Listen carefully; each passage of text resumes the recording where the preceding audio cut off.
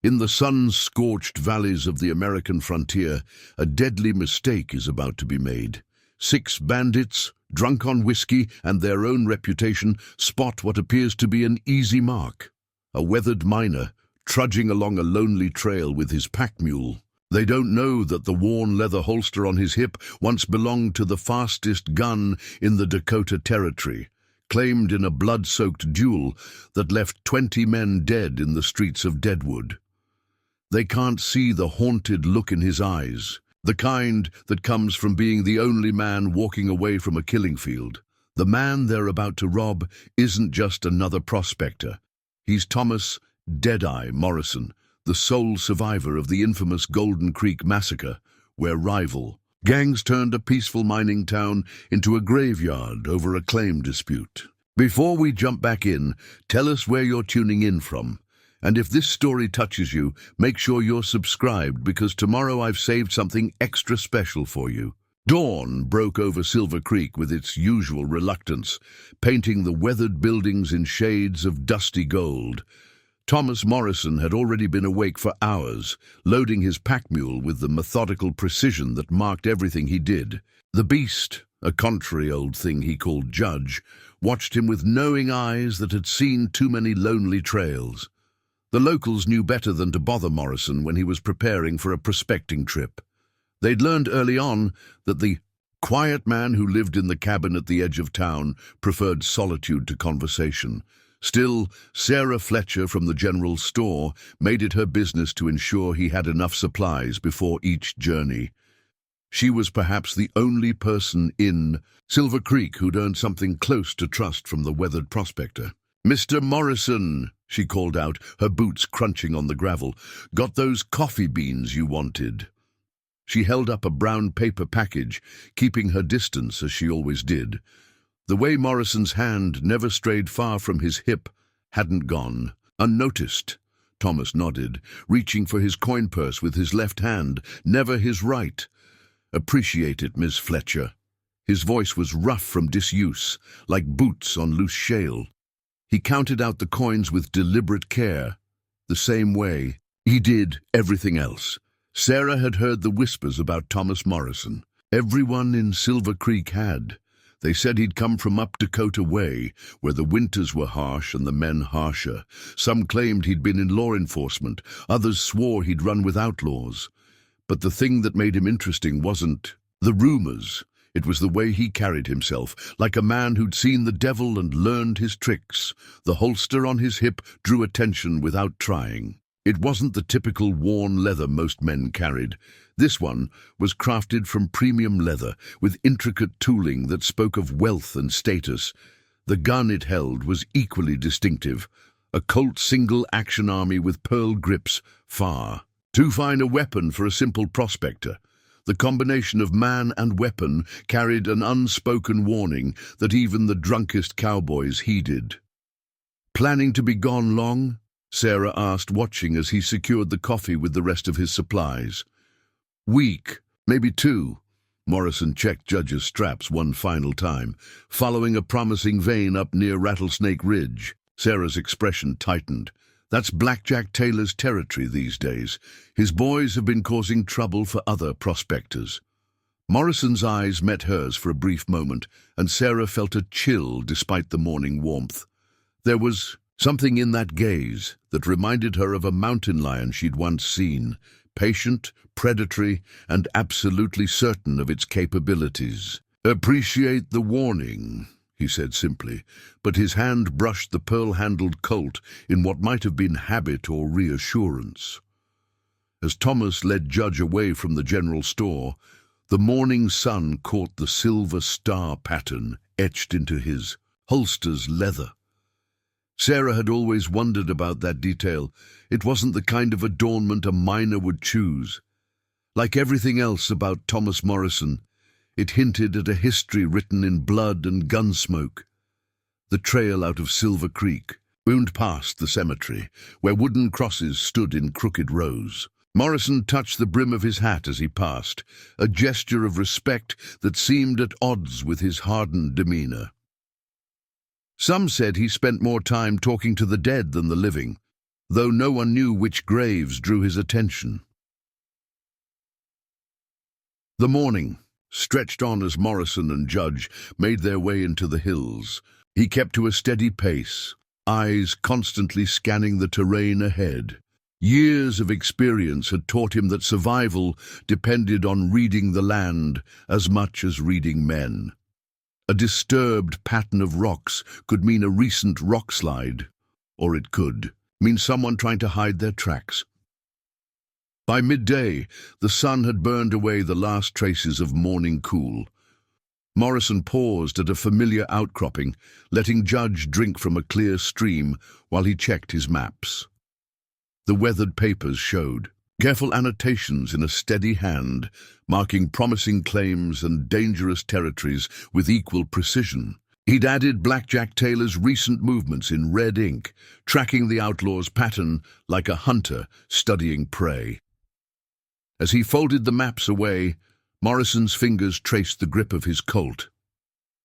The pearl was warm from the sun, but he could still feel the ghost of cold metal from that day in Golden Creek, the day he'd claimed this gun, along with the responsibility it represented.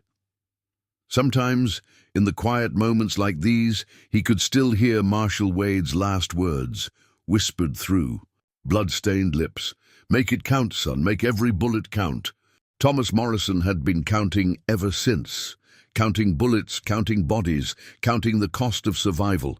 And now, as he led Judge deeper into contested territory, he couldn't shake the feeling that he'd be adding to that tally soon enough. The sun was setting when Morrison's memories ambushed him. It happened whenever he passed the old lightning-struck pine that marked the trail to Golden Creek. The dying light painted the clouds blood red, just like that day 5 years ago, and suddenly he wasn't on the trail to Rattlesnake Ridge anymore. He was back in Golden Creek when it was still a living town. He remembered Mary Chen's laundry fluttering in the spring breeze, white sheets like surrender flags, old Pete Thompson hammering away at his anvil, the rhythm of honest work echoing through peaceful streets, the Powell brothers arguing good-naturedly over property lines while their children played in the dusty road, Sheriff Mason sitting in his rocking chair, whittling and watching the town with eyes that missed nothing. Golden Creek had been different then. The gold was good, the claims were clear, and the law held steady. Morrison had a real claim, worked it honest with his own hands, even had himself a cabin with actual glass in the windows, a luxury he'd earned through 3 years of backbreaking work. He'd been Thomas back then, not yet Deadeye Morrison, just another prospector trying to carve out a piece of the American dream. Then the Hawkins gang rode in from the north, all swagger and greed, their saddlebags heavy with Dakota Territory, gold and their consciences light as feathers. They'd heard about the rich strikes in Golden Creek, and they weren't interested in doing the work themselves, not when they could simply take what others had built, but they weren't the only ones. The Carson boys had already staked their claim on the town's future, running protection rackets and skimming from the minor successes. 2 predatory forces, circling what they saw as easy prey. Sheriff Mason had seen it coming. "Powder kegs. Got a short fuse," he'd told Morrison one evening, cleaning his rifle with practiced care. "Might be time for folks to choose sides." But Morrison had wanted no part of it. He'd seen enough violence in his younger days, wore the scars to prove it. Judge's snort brought Morrison back to the present. The mule had stopped, ears twitching at something in the growing darkness. Morrison's hand found his Colt, the pearl grip as familiar as a handshake. 5 years had passed, but his reflexes were still honed by that day's events. He could smell it sometimes, gun smoke and blood mixing with the morning dew. Could hear the first shot that started it all. Probably an accident, maybe just some fool, trying to prove something. But it didn't matter how it started. What mattered was how it ended. 27 dead in less than an hour. The Hawkins gang and the Carson boys had turned Golden Creek's main street into a killing ground. Miners caught in the crossfire, women trying to reach their children, old men too stubborn to run. The bullets hadn't discriminated. Marshal Wade had arrived too late to prevent the bloodshed, but just in time to die saving Morrison's life. The Marshal had known what was coming, had tried to warn the town. Now his gun rode on Morrison's hip, a constant reminder of debts that could never be repaid. As twilight deepened into true darkness, Morrison made camp beneath the twisted pine. He'd learned long ago that running from memories only made them chase harder. Better to face them, learn from them, let them sharpen your edges rather than wear them down. He built a small fire, just enough to heat coffee and beans. Judge settled. Nearby, always alert for trouble. The mule had been with him that day too, had carried him out of Golden Creek when it was all over. Some nights, Morrison wondered if Judge remembered it as clearly as he did. Tomorrow, they'd reach Rattlesnake Ridge, where Blackjack Taylor's boys were supposedly camped. Another gang, thinking they could take whatever they wanted. Morrison touched the marshal's gun, feeling the weight of all it represented. He hadn't gone looking for trouble back in Golden Creek, but he'd learned his lesson well. Sometimes trouble found you whether you wanted it or not. The trick was being ready when it did. Morrison sat by the dying fire, the pearl-handled Colt resting in his lap as he cleaned it with practiced precision. Every night, the same ritual. Every night, the same memories. His hands moved over the weapon with the reverence of a preacher, handling scripture, each motion exact, each detail attended to with unwavering focus. The gun had belonged to Marshal James Wade, and before that, to Wade's father. 3 generations of lawmen had carried it, used it to dispense justice across territories where law was often just a word in a book. The pearl grips were yellowed with age, smooth from years of handling. If you looked closely, you could see the subtle wear where 3 different trigger fingers had rested. "A gun's just a tool, son," Wade had told him once, back when Morrison was still learning the weight of responsibility. But this one's got history. Every notch on the grip is a lesson learned, every scratch a story of what happens when words ain't enough. Morrison could recite those lessons now, had learned them the hard way in Golden Creek. The marshal had been teaching him for months before the massacre, seeing something in the quiet prospector that reminded him of his younger self. Wade had been the one to notice Morrison's natural talent with a pistol, the way he could read a situation before it turned deadly. "You've got the eye," Wade had said after watching Morrison put 6 shots through a row of bottles at 50 paces. "And more importantly, you've got the patience. Most men with your skill would be showing it off in every saloon from here to Kansas City. But you understand what it means to hold back." The lessons had started small. How to read a man's intentions from the way he carried himself. How to spot the difference between a braggart and a real killer. The proper way to diffuse a situation before it turned deadly. Wade had been preparing him, though neither of them knew it at the time. "There's 2 kinds of fast in this world." Wade's voice echoed in Morrison's memory as he reassembled the Colt with meticulous care. "There's the kind that gets you noticed in gambling halls, and there's the kind that keeps you breathing when everything goes wrong. I'm teaching you the second kind." The day of the massacre, Wade had been 2 hours away when the shooting started. He'd ridden hard when he heard, but by the time he reached Golden Creek, the street was already littered with bodies. Morrison had been pinned down behind the ruins of Mary Chen's laundry, surrounded by Hawkins' men who'd already killed 3 miners. Wade didn't hesitate. He rode straight into the kill zone, drawing fire from both gangs. His distraction had given Morrison the chance he needed, but it had cost the marshal his life. 3 bullets found him before he could reach cover. Morrison could still see it with perfect clarity. Wade, propped against a water trough, blood spreading across his chest. The marshal's last act had been to press his prized Colt into Morrison's hands. "Make it count," he'd whispered. "Make every bullet count." And Morrison had. 7 shots later, the street had fallen silent. 7 perfect shots, each one finding its mark through smoke and chaos. The gun had felt like it belonged in his hand, like all of Wade's lessons had been leading to this moment. Now, as Morrison finished cleaning the weapon, he held it up to catch the last light of the fire. The silver star pattern on the holster matched the one Wade had worn as marshal. Morrison had commissioned it special, a tribute to the man who'd taught him that wearing a gun meant carrying the weight of every life it took or saved. Judge shifted uneasily in the darkness, sensing something his human companion hadn't yet noticed. Morrison's hands stilled on the weapon. Wade's final lesson was about to be put to the test. Something was moving in the night, trying to be quiet, trying to be careful. But Morrison had learned from the best, and he knew exactly what it meant when the night held its breath. Slowly, deliberately, he holstered the Colt. Wade's gun was about to write another chapter in its long history. Morrison only hoped he could live up to the legacy that came with it.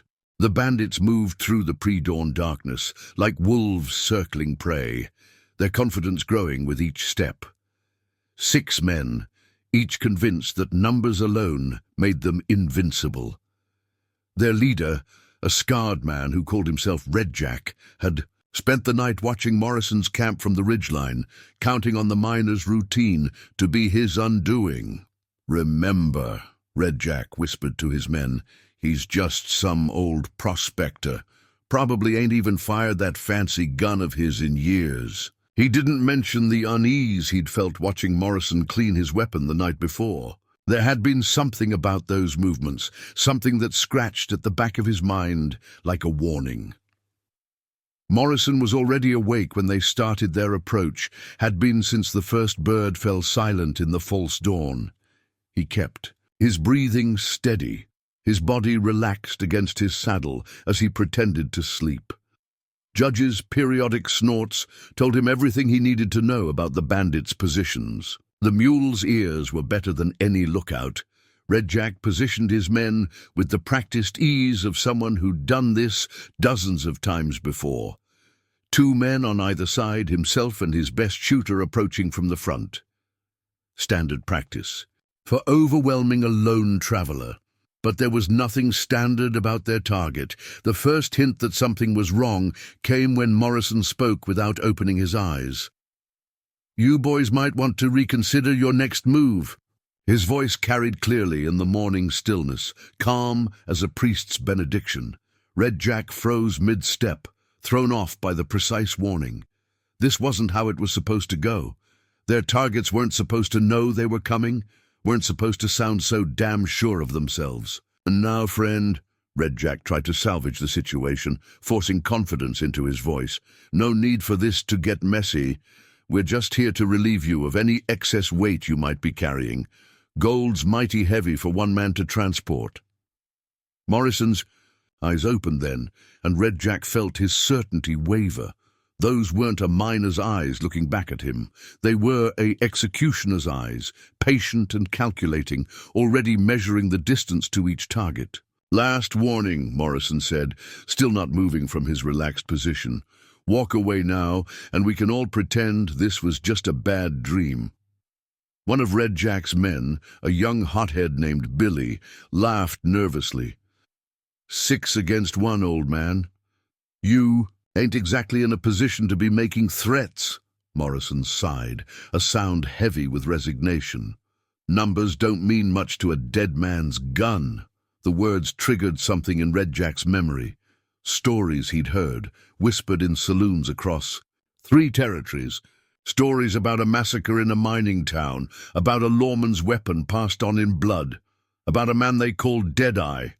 "Hold up, boys," Red Jack started to say. But it was too late. Billy, young and stupid and scared of looking weak, went for his gun. The next few seconds were a lesson in the difference between speed and skill. Morrison's draw was almost lazy, a smooth motion that seemed almost reluctant. But the Colt cleared leather before Billy's fingers touched his grip, and the young bandit was dead before he realized his mistake. The morning exploded into chaos. Red Jack dove for cover behind a boulder as his men opened fire, their shots wild, and panicked. Morrison's return fire was methodical, each shot placed with surgical precision. Two more bandits fell in rapid succession, their bodies crumpling like marionettes with cut strings. "Hold your fire!" Red Jack screamed, trying to regain control of the situation. But his remaining men were beyond listening, their fear overwhelming. Their training. They kept shooting, kept missing, while Morrison picked them apart with the patience of a man who had all the time in the world. 5 shots, 5 bodies. The entire exchange had taken less than 30 seconds, and Red Jack found himself alone, pressed against his boulder, listening to the echo of gunfire fade into the mountains. His remaining bullets felt worthless in his gun, like lead weights dragging him down. "Just you left." Morrison's voice came from somewhere to his right. The man had moved during the shooting, silent as a ghost. "And I've got 1 bullet left." "Seems fitting, don't you think?" Red Jack's mind raced. He'd led crews against settlers, miners, even lawmen, but this was different. This wasn't a robbery gone wrong. This was an ambush in reverse, a predator who'd let them walk right into his sights. "Wait," Red Jack called out, desperation cracking his voice. "You don't understand. We were sent here, paid good money to find you." The silence that followed was heavy with promise. When Morrison spoke again, his voice was closer, carrying an edge that hadn't been there before. "Now that's interesting. Who'd be foolish enough to pay for something like that?" "Man named Carson," Red Jack said quickly, hoping the information would buy him time. "Marcus Carson. Said you owed him for something that happened in Golden Creek. Said his brother died there." The wind picked up, carrying the smell of gun smoke and death across the campsite. Judge watched impassively as Morrison stepped into view, Wade's Colt aimed steady at Red Jack's head. There was no mercy in his stance, no hesitation in his trigger finger. "Carson," Morrison repeated the name like a curse. "Should have known. He'd try something like this eventually. Thank you for the information." The Colt's hammer clicked back. That last bullet spoken for now. Red Jack closed his eyes, understanding finally what it meant to face a man who'd already died once, who'd been reborn in blood and gunsmoke. The last thing he heard was the sound of Wade's gun keeping its promises. The morning sun climbed higher as Morrison methodically searched the bodies. Each man carried the usual belongings, ammunition, a few dollars in coin, tobacco. But it was the newer items that held his attention. Fresh supplies from Silver Creek's general store, quality ammunition purchased within the last week. They'd been preparing, watching, waiting for their chance.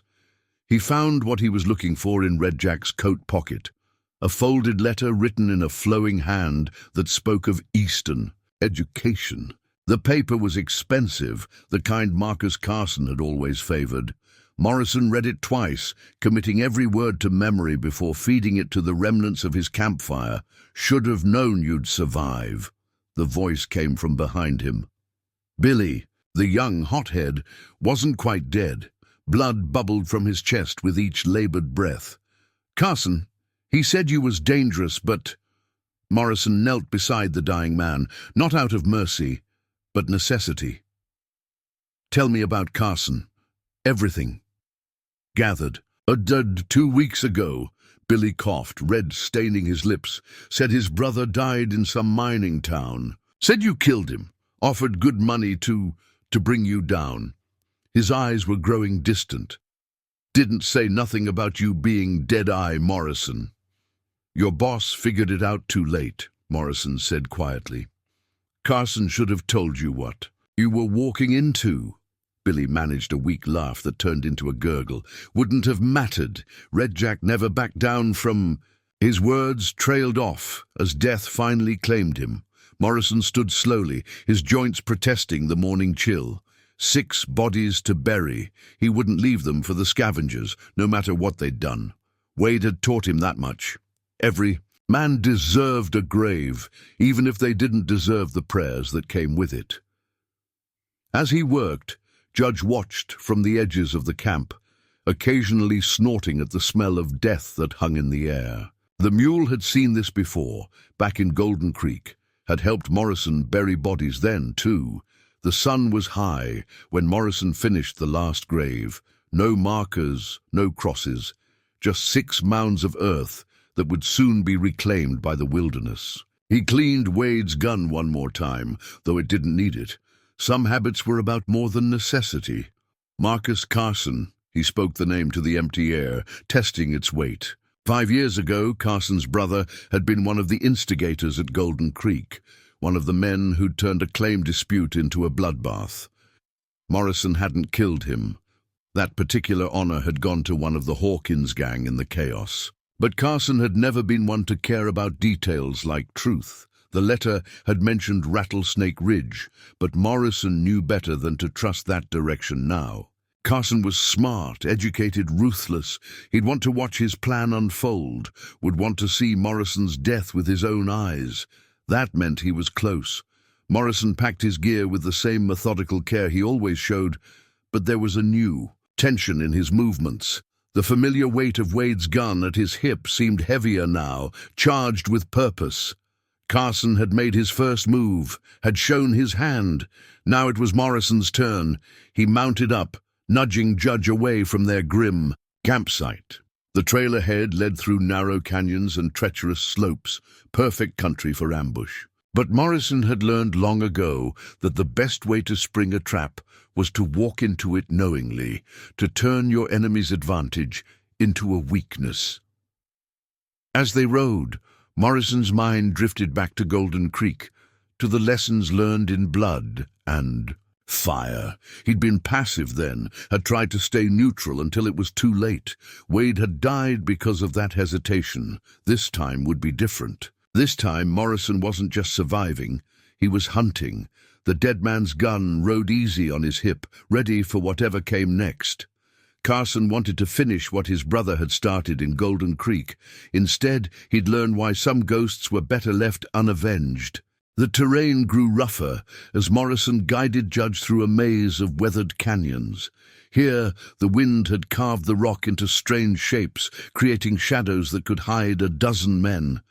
Every corner, every ridge, every narrow pass was a potential ambush point, but that worked both ways. He found the first sign of Carson's presence near a dried-up waterfall, the remains of a coffee fire no more than 2 days old.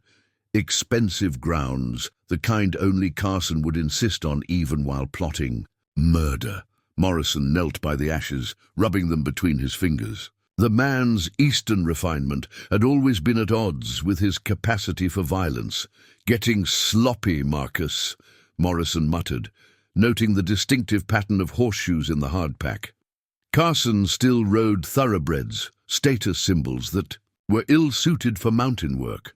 The tracks told a story, at least 4 horses moving carefully, trying to stay hidden but betrayed by their quality. Judge's ears suddenly pricked forward, and Morrison froze. Years of partnership had taught him to trust the mule's instincts. Something was moving up on the ridgeline, disturbing loose shale in a pattern too regular to be natural. Morrison led Judge into a shallow cave, watching as small rocks tumbled. Down the canyon wall, a man appeared briefly against the sky, young, well-dressed, carrying a spyglass, one of Carson's scouts. The man swept the glass across the canyon floor, searching methodically. Morrison stayed perfectly still in the shadows, counting seconds. The scout was good, professional, but he was looking for movement. He'd never spot. Someone who knew how to become part of the rock. When the scout disappeared back over the ridge, Morrison allowed himself a grim smile. Carson was running a sophisticated operation. Scouts, relay positions, probably signal mirrors to coordinate. His men. This wasn't just revenge, it was a carefully planned military operation. Carson had learned from his brother's mistakes at Golden Creek. Morrison pulled out his own spyglass, studying the ridgelines. There, a flash of light from a mirror, about 2 miles north, and another, answering from the east. Carson was boxing him in, using the terrain to funnel him toward Rattlesnake Ridge. The same strategy the army had used against the Apaches, if Morrison remembered his history right. But Carson had made one critical mistake. He assumed Morrison would try to avoid the trap, would look for a way around or through. He didn't understand that Morrison had been setting his own trap since the moment Red Jack's men had died. Sometimes, the best way to hunt a hunter was to play the prey. Judge snorted softly as Morrison led him deeper into the canyon. The mule understood. They weren't running, weren't hiding. They were choosing their ground.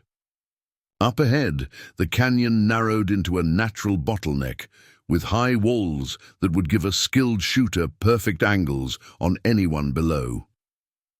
It was exactly the kind of place Carson would want to drive him toward. Morrison touched the pearl grip of Wade's gun, feeling the familiar smoothness under his fingers. The marshal had taught him about this kind of fighting, about using an enemy's expectations against them. The trick, Wade had said, isn't just knowing where they want you to go, it's making them think you don't know. As the sun began to set, Morrison made camp in plain sight of the canyon walls. He built a fire bigger than usual, opened a can of beans with deliberate noise. To anyone watching, he looked like a man unaware of the noose tightening around him. But every piece of his gear was arranged for quick access, every escape route already memorized. In the growing darkness, Morrison imagined Carson in his own camp, probably enjoying imported coffee and expensive cigars while his men reported their progress. The man had always loved his comforts, even during the worst days in Golden Creek. That tendency to privilege himself while others did the dirty work would be his undoing. Tomorrow would bring blood. Morrison knew it as surely as he knew the sun would rise. Carson's men would make their move, would try to push him into their carefully planned kill zone. And Morrison would let them, would play the part of the desperate quarry right up until the moment he turned the hunt around. The dead man's gun waited patiently at his side. Soon, it would add more lessons to its long history of teaching foolish men about the price of underestimating its bearer. Morrison's dreams that night took him back to Golden Creek, to the last peaceful morning before everything went wrong. He could see it all with perfect clarity. The way the sunrise painted the mountain peaks in shades of amber and gold, the smell of fresh bread from Miller's bakery, the sound of picks striking stone from the nearby claims. Young Jimmy Carson had been the first to die that day. Not from violence, but from foolishness. He'd been showing off his new pistol in front of Sarah's saloon, twirling it like he'd seen fancy shootists do. The gun had gone off, the bullet striking a water barrel. A stupid accident that should have ended with nothing more than embarrassment. And a few harsh words. But Marcus Carson didn't see it that way. When the Hawkins gang started laughing at his brother's clumsiness, Marcus had taken it as a personal insult to the Carson family name. Words were exchanged, threats made, and suddenly both gangs were squaring off in the street while the townspeople scurried for cover. Morrison had been in his claim when he heard the first real shots. He remembered dropping his pick, grabbing his old Remington revolver and running toward town. Marshal Wade had warned him this was coming, had tried to get him to wear a deputy's badge. But Morrison had refused, thinking he could stay neutral, thinking his reputation as a fair man would keep him out of the trouble.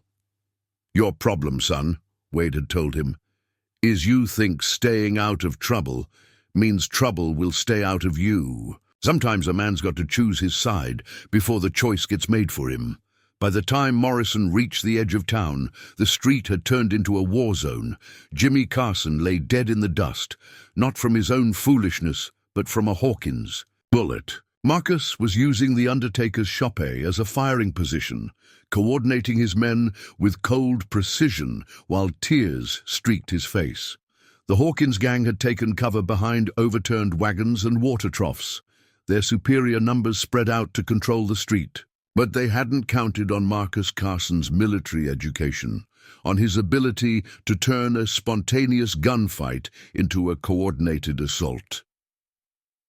Morrison had tried to reach the sheriff's office, thinking he could still help restore order. That's when He saw Wade riding hard into town, his badge catching the morning sun. The marshal had known somehow that today would be the day. He'd tried one last time to prevent the bloodshed, riding straight down the middle of the street with his hands raised. "This ends now." Wade's voice had carried over the gunfire. "Everyone drops their weapons," or the rest of his words were lost in a new volley of shots. Nobody knew who fired first. The Carsons claiming it was the Hawkins gang, the Hawkins survivors swearing it was the Carsons. It didn't matter. Wade's horse went down, and the real killing started. Morrison found himself pinned down behind Mary Chen's laundry, watching helplessly as the town tore itself apart. Good people caught in the crossfire, trying to escape or help others, cut down, without mercy. He saw Marcus Carson shoot 3 Hawkins men with military precision, saw the Hawkins gang respond by setting fire to buildings with people still inside. Then Wade was there, somehow still alive after his horse went down. The marshal had fought his way to Morrison's position, using the chaos to move unseen. His gun, the pearl-handled Colt, had spoken 6 times on the way, each shot finding its mark. "Time to choose, son," Wade had said, pressing spare ammunition into Morrison's hands. "Those bastards aren't leaving anyone alive to tell tales." The next few minutes were a blur of smoke and thunder. Wade moving to draw fire, giving Morrison the chance to flank the Hawkins positions. The cold clarity that came over him as he realized this wasn't about justice anymore. It was about survival. The weight of Wade's gun in his hand after the marshal fell, and the terrible efficiency with which he used it. Morrison woke from the memory with his hand on Wade's Colt. The eastern sky was starting to lighten, promising another clear day. In a few hours, he'd face more killing, but this time would be different. This time he wasn't an unwilling participant caught in someone else's war. This time, he was the one setting the terms of engagement. Judge watched as Morrison checked his gear one final time. The mule had been there too, had carried Morrison out of Golden Creek when it was over. Now, 5 years later, they were both about to write the final chapter of that bloody story. Marcus Carson was about to learn that some debts could only be paid in blood. Dawn brought the hunters, just as Morrison had expected. They moved like soldiers, maintaining proper intervals, checking sightlines. 4 men working their way down the canyon walls, while others watched from above. Carson had trained them well. They were professionals, not common bandits like Red Jack's crew. Morrison let them see him break camp, made a show of being startled when a loose rock clattered down the canyon wall. He mounted Judge quickly, as if panicked, and headed deeper, into the narrowing passage. Behind him, he heard the subtle sounds of pursuit. Horses moving carefully, men trying to be quiet and mostly succeeding. The canyon walls rose higher with each passing minute, turning the morning light into twilight. Morrison had spent the night, memorizing every feature, every possible position. Now he counted under his breath as he rode, measuring distance by Judge's steady pace. The mule understood their game, had played it before in other times, other places, 300 yards to the first position. Morrison touched Wade's gun, feeling the reassurance of cold steel. The pursuers were closer now, growing confident as they sensed their quarry's apparent fear. They didn't notice how the canyon floor had subtly changed, how loose rocks and gravel had given way to bare stone that wouldn't hold tracks. At 200 yards, Morrison heard the first signal mirror clicking above, Carson's men coordinating their final push. He smiled grimly. They were using the sun to communicate, but they'd forgotten that those same mirrors could betray their positions to a careful observer. 5 men on the ridgeline, plus the 4 following, 9 total, leaving at least 3 in reserve probably. With Carson himself, 100 yards. The canyon narrowed dramatically here, forcing his pursuers to bunch up. Morrison could hear them discussing strategy in low voices, professional enough to maintain discipline, but not quite quiet enough to avoid detection. They were good, he had to admit, Just not good enough. This is your last chance, a voice called out, firm and commanding. Surrender now, and Mr. Carson will ensure you receive a quick death. Morrison reined Judge to a stop. This was the spot he'd chosen, a natural amphitheater with walls that rose nearly vertical for 60 feet. No way up or down, except the trail behind them. To Carson's men, it must have looked like they'd trapped their prey perfectly. Mighty generous of him. Morrison called back, his voice echoing off the stone. But I've got a counter-offer. He dismounted slowly, patting Judge's flank. The mule knew what to do, moving to a protected alcove with unhurried steps. There's no way out, the voice responded. You're only prolonging the inevitable. Morrison drew Wade's gun with deliberate care, making sure the pearl grips caught the light. Ask your boss about Golden Creek. Ask him how many men thought they had me trapped there. A moment of silence followed, then hurried whispers as the name registered. Morrison used their distraction to move, sliding into the first of the positions. He'd prepared during the night. Above him, the signal mirrors had stopped clicking. They were waiting for orders, suddenly unsure. You're lying, the voice said, but there was doubt in it now. Deadeye Morrison died at Golden Creek, everyone knows that. Stories get twisted, Morrison answered, his voice seeming to come from a different direction. The canyon's acoustics were perfect for deception. Truth is, I walked out of Golden Creek, just like I'm going to walk out of here. A shot rang out, someone's nerves finally breaking. The bullet whined off stone far from Morrison's position. He didn't return fire. Not yet. Let them waste ammunition. Let them reveal their positions. Wade had taught him patience in gunfights, just as surely as he'd taught him speed. Last chance to walk away, Morrison called out. Tell Carson his brother died fair. Tell him to let old ghosts rest. The answer came in a volley of shots, professional gunmen firing at shadows and echoes. Morrison waited, counting shots, listening to the different reports of each weapon. When he finally moved, it was with the certainty of a man who had choreographed every step of this dance. Wade's gun cleared leather one more time, ready to teach its deadly lessons. In the confined space of the canyon, the first shot rang out like thunder, promising violence to come. The first man died without ever seeing Morrison. One moment he was moving to a better position, the next he was falling, Wade's gun having found its mark with surgical precision. The sound of the shot bounced off the canyon walls, making it impossible for the others to locate its source. Scatter! The leader's voice cracked with urgency. He's using the echoes. But scattering was exactly what Morrison had planned for. In the confined space, Carson's men had limited options. Two tried to retreat back down the canyon, while the others pressed themselves against the walls, trying to make themselves smaller targets. Morrison moved like a ghost between the positions he'd prepared, using natural chimneys in the rock that he'd discovered during the night. Each location gave him a different angle, a new way to throw his voice, another chance to sow confusion. "He's up there!" someone shouted, firing at a shadow that might have been Morrison. The shots went wide, sparking off stone. Morrison answered with 2 rapid shots from Wade's Colt. 1 miss, 1 hit. Another man down. The remaining gunmen were professionals, and they adapted quickly. They stopped wasting ammunition on shadows, started coordinating their movements with hand signals. Up on the ridgeline, their companions were trying to find angles to help, but the canyon walls worked against them. Any shot at Morrison's potential positions risked hitting their own men below. "Carson didn't tell you everything, did he?" Morrison's voice echoed from somewhere above them. "Didn't tell you what really happened to his brother?" A bullet sparked near his head, closer this time. They were starting to understand his pattern, beginning to predict his movements. Morrison shifted positions again, dropping down behind a boulder as return fire chipped away at the rock. "Shut up and die!"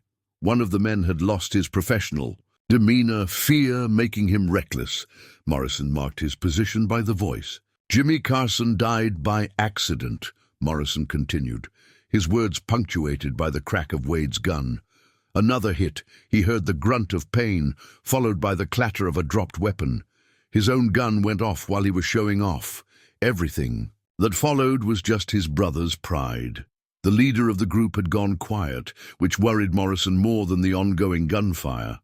A professional who stopped talking was a professional who had figured something out. Morrison caught a glimpse of movement. The man was working his way toward Judge's position, thinking to flush Morrison out by threatening the mule. What he didn't know was that Judge was bait, carefully positioned to draw attention from Morrison's real killing ground. When the leader rounded the boulder near the mule, Morrison was waiting. Wade's gun barked twice, ending any chance of the man reaching Judge. The remaining gunmen realized their situation was untenable. Morrison heard them calling to their companions above, requesting covering fire for a retreat. But withdrawal from a prepared position was always dangerous, and Morrison had been counting on their eventual retreat. He hit them as they pulled back, catching one in the open while forcing the other to dive for inadequate cover. The man rolled behind a boulder, returning fire more to cover his escape than with any real hope of hitting Morrison. Up on the ridgeline, the watchers were pulling back too. They'd lost sight of their quarry and half their ground team. Professional. Pride warred with survival instinct, and survival won. Morrison listened to the sound of their withdrawal, marking their likely rally points for later. When silence finally settled over the canyon, Morrison did a careful count. 4 dead below, the rest scattered but likely regrouping. Carson would have positioned his reserves carefully, probably at both ends of the canyon system, ready to catch Morrison whichever way he ran. Judge ambled over as Morrison reloaded Wade's Colt. The mule's ears were still tracking something in the distance, the retreating gunman most likely. Morrison checked his ammunition. He'd used 7 rounds, each one carefully placed. Wade would have approved of the economy of action. "They'll be back," Morrison told Judge as he mounted up. "Carson won't let them retreat far. He'll want to salvage something from this operation." He patted the mule's neck. "But now they know what they're dealing with. Next time they'll be more careful. Next time they'll be scared." Morrison turned Judge toward the canyon's far end.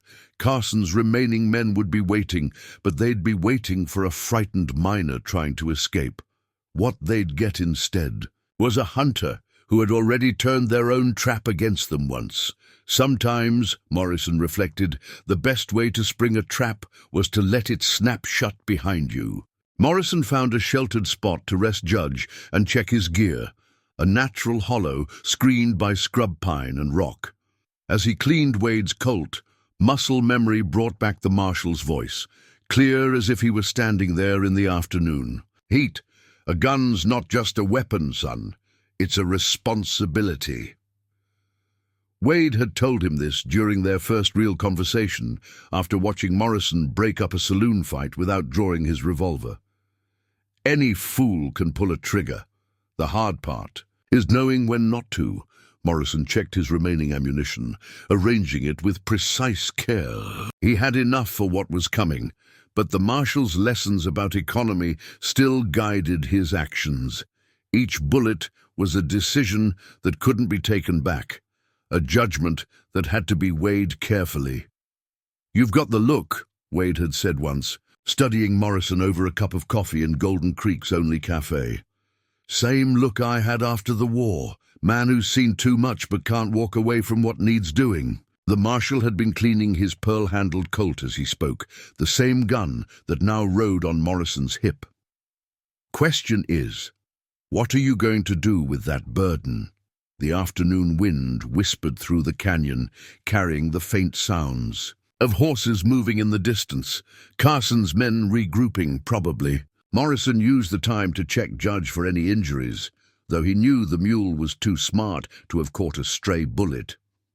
"Most men," Wade's memories continued, "they get a taste of violence and either run from it or embrace it. But there's a third type, the kind that learns to carry it like a tool, using it only when necessary. Those are the ones who make a difference." Morrison had tried to be that third type, had spent years in Golden Creek building something honest with his own hands. But violence had found him anyway, had torn his peaceful life apart, and left him with nothing but Wade's gun and a burden of memory. He checked his back trail carefully, noting signs that Carson's men had indeed split into two groups. They were being more cautious now, moving like men who'd learned a harsh lesson about underestimating their quarry. Good. Fear made men predictable, and predictable men made mistakes. The thing about justice, Wade had told him during their last conversation, before the massacre, is that it ain't always about the law. Sometimes it's about what's right, and sometimes a man has to decide that for himself.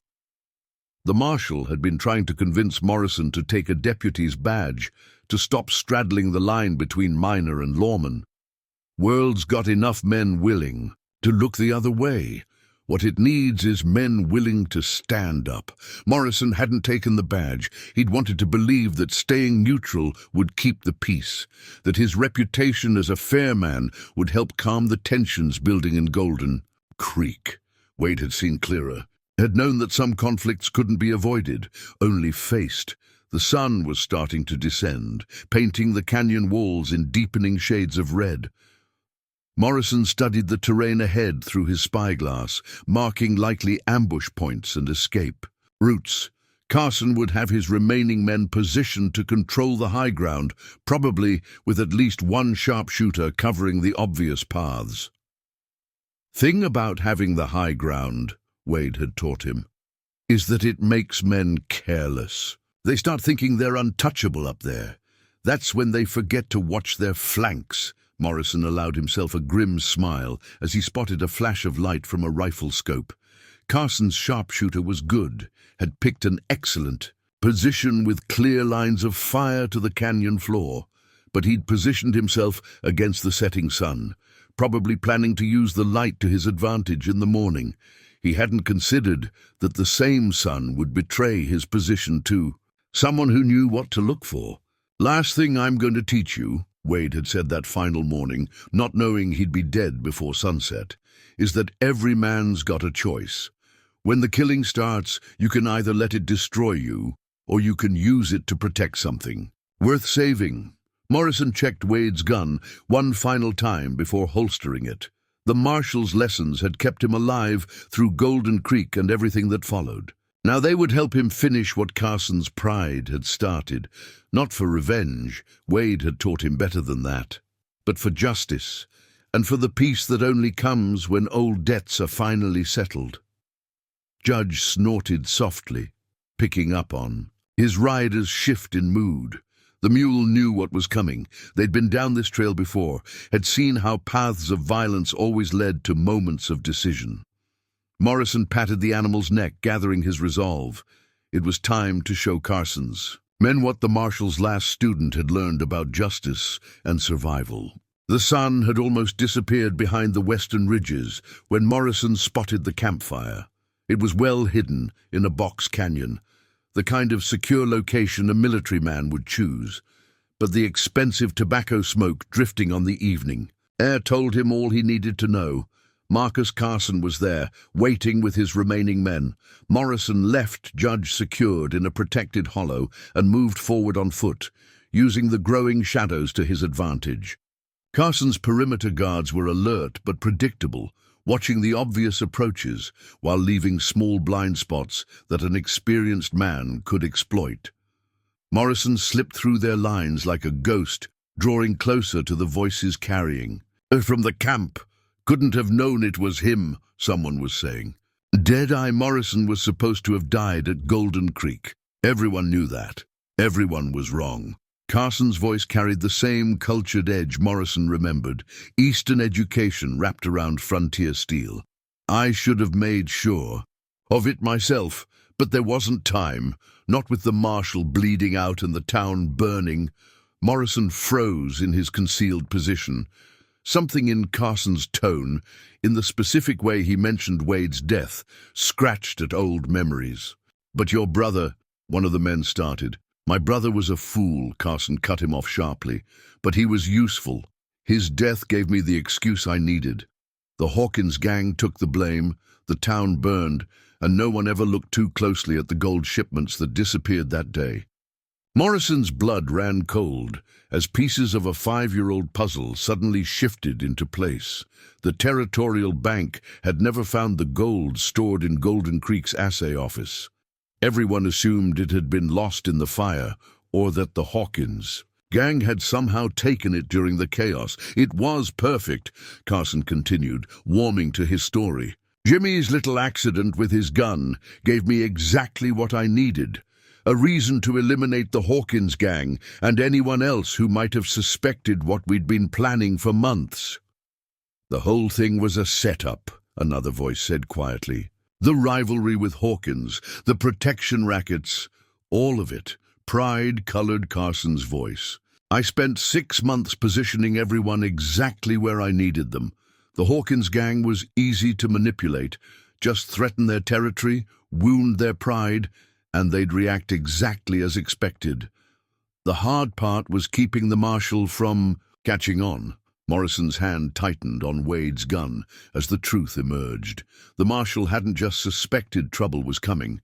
He'd been investigating Carson all along. But Morrison survived, someone pointed out, and the marshal gave him that fancy gun of his? Yes. Carson's voice hardened. Wade was cleverer than I gave him credit for. He must have kept evidence somewhere, must have told Morrison something. Before he died, why else would he pass on his precious gun to a simple miner? Morrison remembered Wade's last moments differently. The marshal hadn't had time for revelations or evidence. He'd simply pressed his gun into Morrison's hands, trusting him to use it wisely. But now, Morrison wondered if the gun itself was the message. If Wade had known that Carson would recognize it, would worry about what secrets might have died with him. So all this, the first voice said carefully, the hired guns, the elaborate trap, it's not really about your brother at all. My brother died the moment he proved himself too incompetent to be useful, Carson said dismissively. This is about finishing what I started. Morrison's survival is a loose end I should have tied up years ago. The fact that he's carrying Wade's gun makes him doubly dangerous. Because of what Wade might have told him. Carson's laugh was cold. Because of what that gun represents. Every lawman in 3 territories knew Wade's Colt.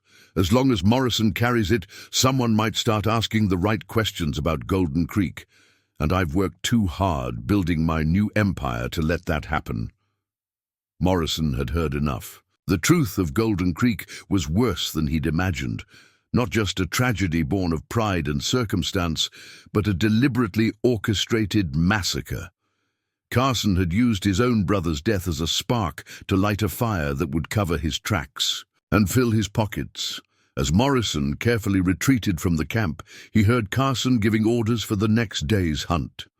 The man was still playing general, still moving pieces on his mental battlefield. But he'd made one critical mistake. He'd assumed Morrison was running from the truth, when in fact he'd been hunting it all along. Judge was waiting patiently when Morrison returned to their hidden camp. The mule's ears flicked forward as Morrison checked Wade's gun with hands that shook slightly from controlled rage. All these years, he'd carried the weight of Golden Creek's dead, thinking he could have somehow prevented the tragedy if he'd chosen differently. Now he knew the truth. They had all been Carson's pawns, pieces sacrificed in a game they never knew they were playing. Morrison touched the pearl grips of Wade's Colt, remembering all the lessons the marshal had taught him about justice and responsibility. Wade had seen something coming, had tried to investigate quietly while preparing Morrison for what might follow. He died not knowing the full scope of Carson's plot, but understanding enough to pass his gun to someone he trusted to carry on his work. The night grew deeper as Morrison made his plans. Carson had more men, better positions, and the confidence of a man who thought he controlled all the pieces on the board. But he'd forgotten the most important lesson Wade had ever taught Morrison. Sometimes justice came down to one man willing to stand against the odds, one gun in the hands of someone who understood the weight of responsibility it carried. Tomorrow would bring a reckoning 5 years in the making. Carson would learn that some ghosts didn't rest, some debts couldn't be buried, and some guns carried a legacy that went beyond mere steel and powder. Morrison checked his ammunition one final time, each bullet a promise waiting to be kept. In the distance, Carson's campfire burned like a beacon, calling Morrison toward a confrontation that had been inevitable since the day Wade's gun changed hands. The truth of Golden Creek had finally emerged from the shadows, and with it came the certainty that only one man would walk away from this final act of a tragedy 5 years in the making. Dawn crept over the canyon rim like spilled blood, painting the rocks in shades of crimson. Morrison had been awake for hours, using the pre-dawn darkness to scout Carson's positions.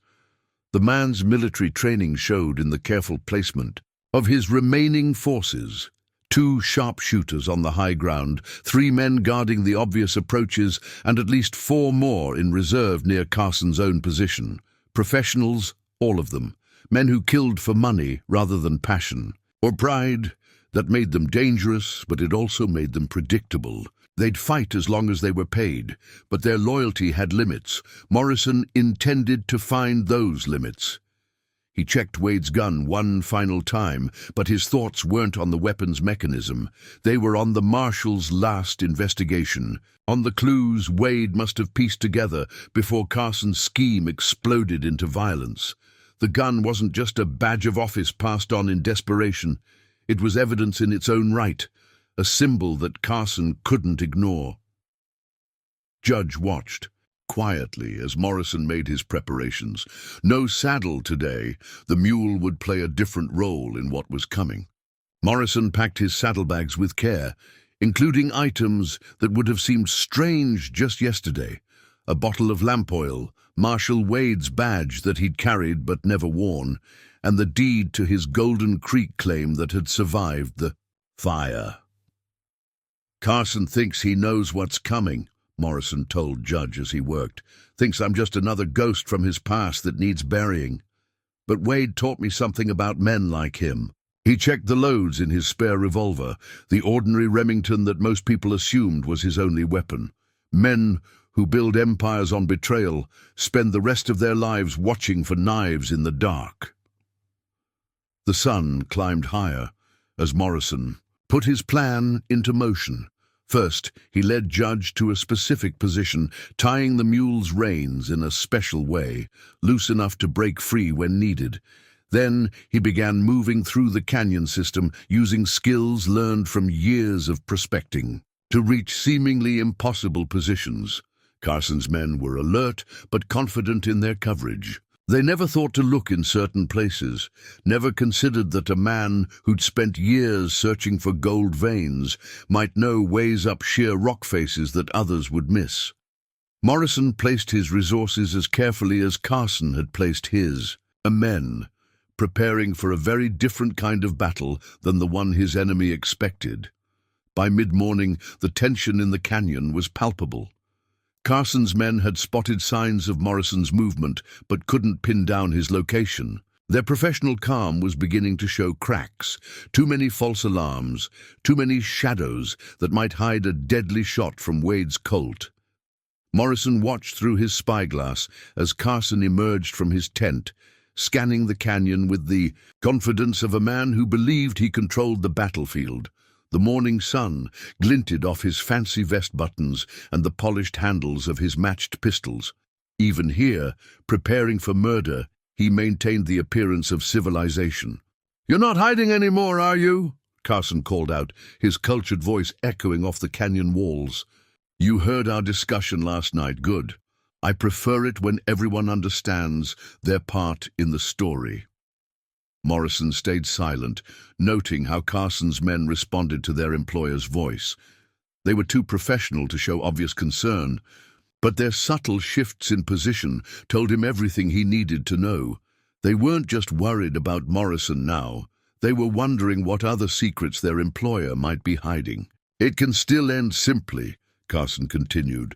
"The past is the past. Golden Creek, Wade, all of it. None of it matters anymore.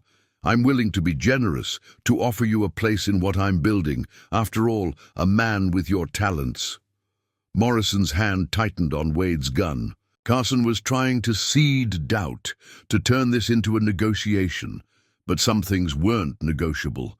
The dead of Golden Creek deserved better than to have their murders hidden under Carson's ambition. The time for waiting was almost over. Morrison touched the marshal's badge in his pocket, feeling the weight of responsibility it represented. Wade had died trying to bring Carson to justice. Now it fell to his last student to finish what the marshal had started. The morning wind carried the smell of lamp oil downstream, a precursor to the violence to come. Morrison allowed himself a grim smile. Carson had orchestrated one massacre through manipulation and lies. Now he would face a different kind of opponent. A man with nothing left to lose, and a dead man's gun that demanded justice.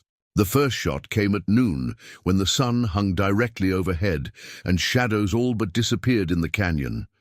It wasn't from Wade's Colt or any of Carson's men. It was the sharp crack of Morrison's Remington, sending a bullet into a strategically placed bottle of lamp oil near one of the sniper positions. The explosion wasn't large, but in the enclosed canyon, its effect was devastating. Smoke and flame erupted along the ridge, forcing Carson's sharpshooter to abandon his perfect position. The man's scramble for safety drew reactive fire from his own companions, who mistook his movement for an attack.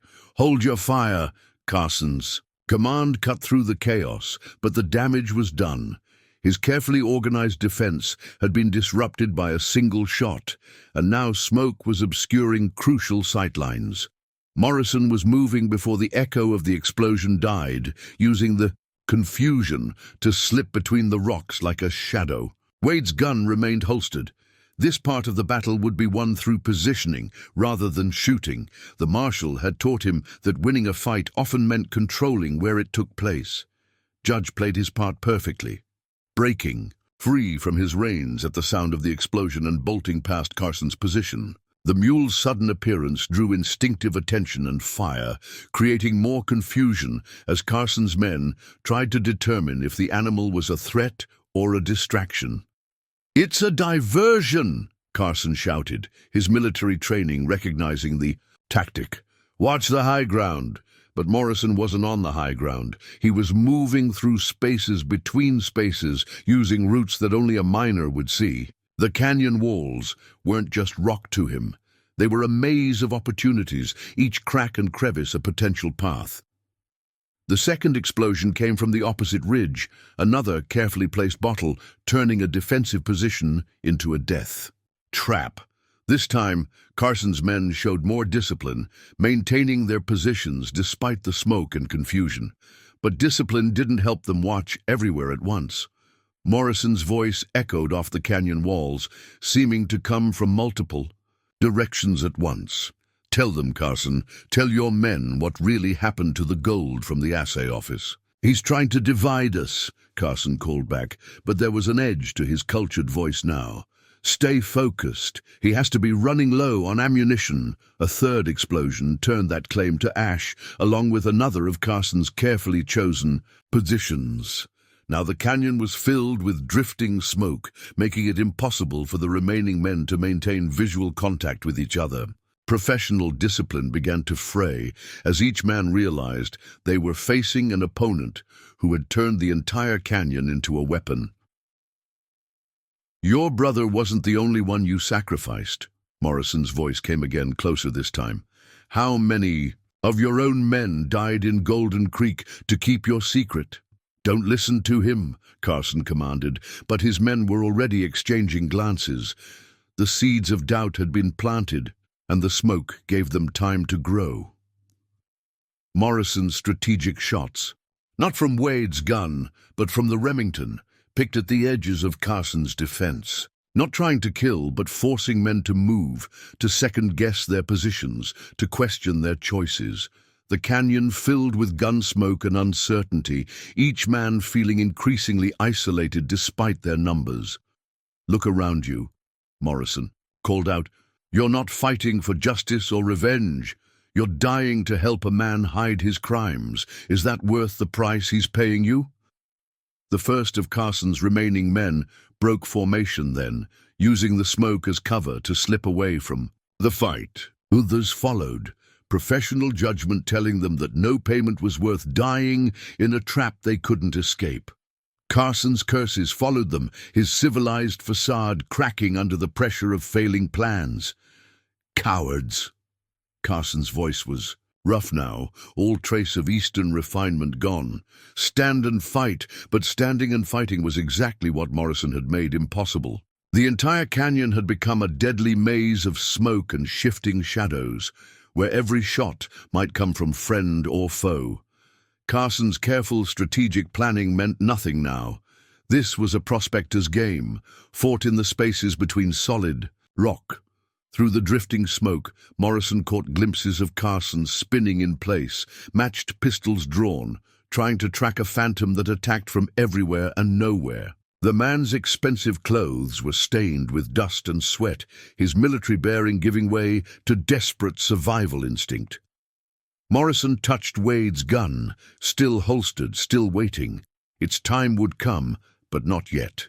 First, Carson needed to understand what it meant to be truly alone, surrounded by enemies he couldn't see, just like the citizens of Golden Creek had been on that blood-soaked morning 5 years ago. The smoke began to clear with the afternoon wind, revealing what Morrison's strategy had wrought. Carson stood alone in the canyon center, his matched pistols glinting in the sun. His fine coat was torn, his face streaked with soot and desperation. All pretense of the civilized businessman had burned away with his men's loyalty. "Come out and face me," Carson's voice cracked with rage. "Or are you going to hide in the rocks like a snake?" Morrison emerged from the smoke like a ghost, Wade's Colt finally drawn, but held loose at his side. He moved with the easy confidence of a man who had already won, each step measured and deliberate. "Wasn't hiding, Carson. Just making sure we could talk private-like." Morrison stopped 30 paces away, a distance that Wade had once told him separated the quick from the dead. "About Golden Creek, about the gold, about your brother." Carson's matched pistols tracked Morrison's movement. The man's hands were steady despite his disheveled appearance, a reminder that beneath the Eastern manners lurked a killer. "There's nothing to talk about. You're a relic, Morrison. A ghost that should have died with that miserable town." "Town wasn't miserable before you decided to use it." Morrison's voice carried the weight of 5 years of buried truth. "Marshal Wade figured it out, didn't he? That's why he had to die. He knew the Hawkins gang was just a convenient excuse." Wade was a fool. Carson's smile was sharp as broken glass, poking into business that didn't concern him, just like you're doing now. But I've learned from that mistake. This time, there won't be any witnesses. Morrison's hand rested near Wade's Colt, feeling the smooth pearl grip that had absorbed the blood and wisdom of 3 generations of lawmen. "Your brother's death was an accident. The rest was just you, turning tragedy into opportunity.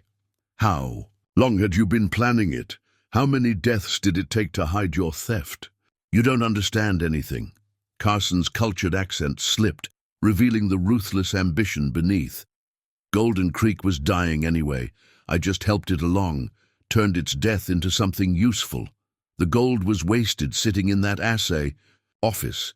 I put it to work, building something bigger, building an empire on dead men's graves.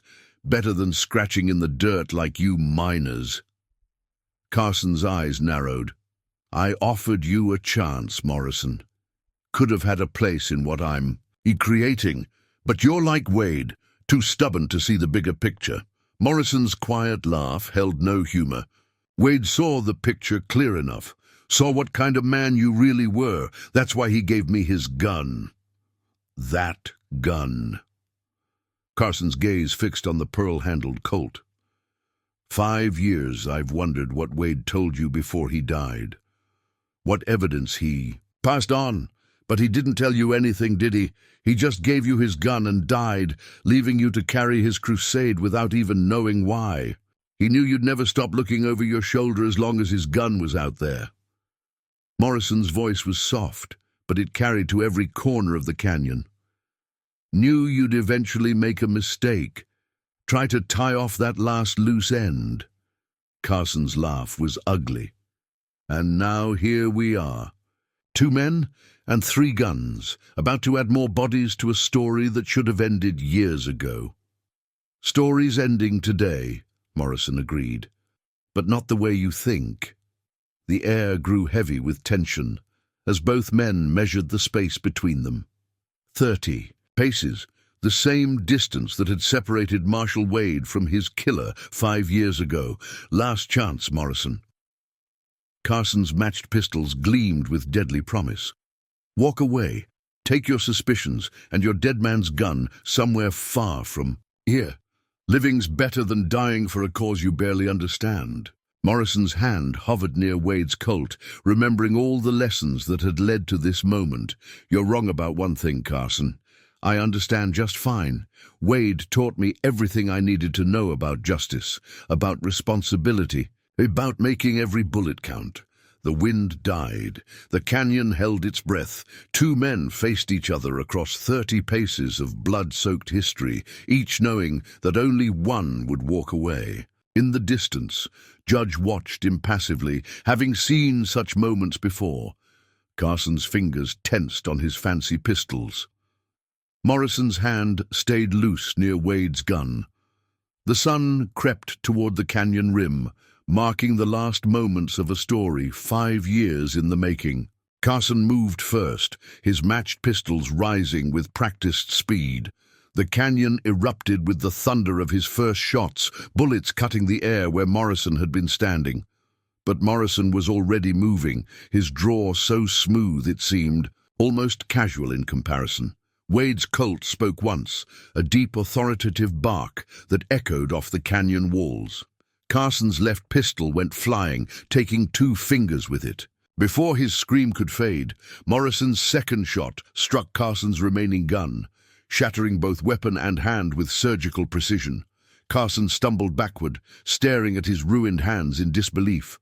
All his careful planning, his strategic brilliance, had been undone by 2 shots from a dead man's gun. "How?" he gasped through the pain. "Those shots. Impossible." Not impossible. Morrison kept Wade's Colt trained on Carson as he closed the distance. "Just justice, delivered, with the patience you never had. This is for the people of Golden Creek. Wait!" Carson's cultured accent cracked with desperation. "The gold. I can tell you where it is. All of it. We can split it, make a deal." Morrison's expression didn't change. "Already know where it is. Found your cache in the old Silver Queen mine last year. Wade's letters led me right to it." "Letters?" Blood drained from Carson's face. "What letters?" "The ones that don't exist." Morrison's voice was cold as mountain snow. "But you just confirmed what Wade suspected. The Silver Queen was the only, a mine deep enough to hide that much gold, only place that made sense." Carson sagged as he realized his final mistake. 5 years of looking over his shoulder, wondering what evidence Wade had left behind, and he'd broken himself on a simple trick. "So, what now? Going to kill me? Become judge, jury, and executioner?" "No." Morrison's next words fell like hammer blows.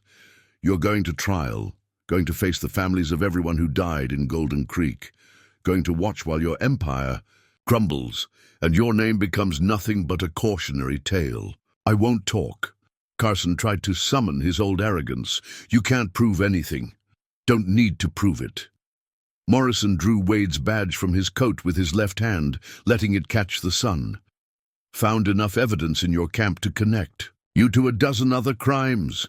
Army patrols are already headed to your properties, following tips about stolen gold. Your empire's already falling, Carson. You just don't know it yet." The sound that escaped Carson was somewhere between a laugh and a sob. Wade's badge, too. You've been planning this for years, haven't you? While I was hunting you, you were hunting me. Difference is, Morrison said quietly, I learned patience from better men than you.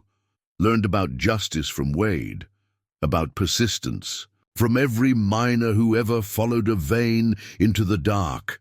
As if summoned by his words, the thunder of approaching horses echoed through the canyon.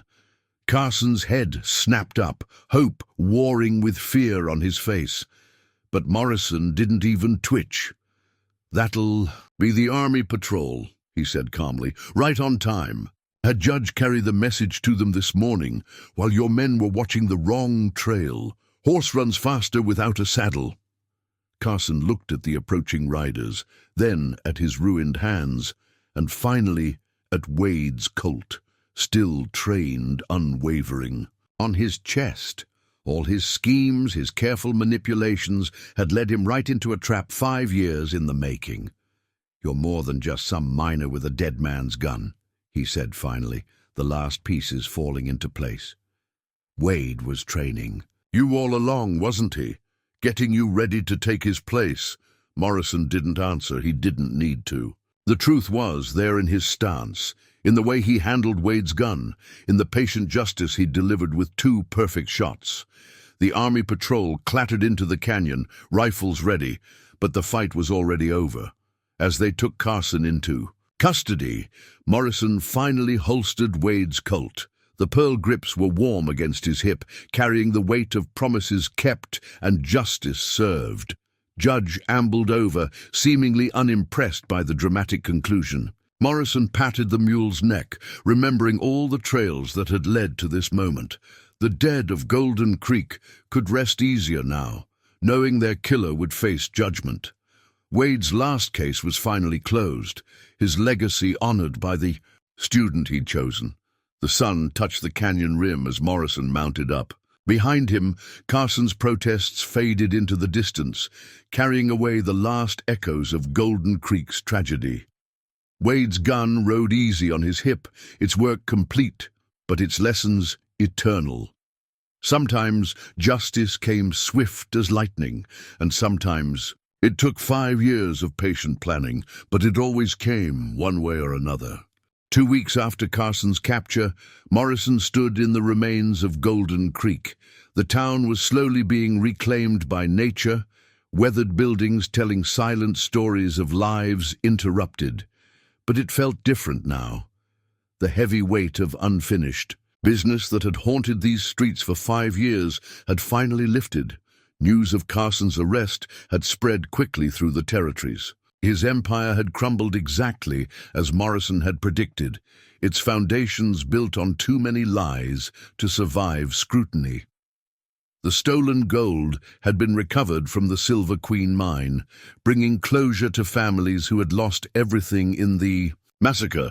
Morrison walked the familiar path to where Marshal Wade had fallen.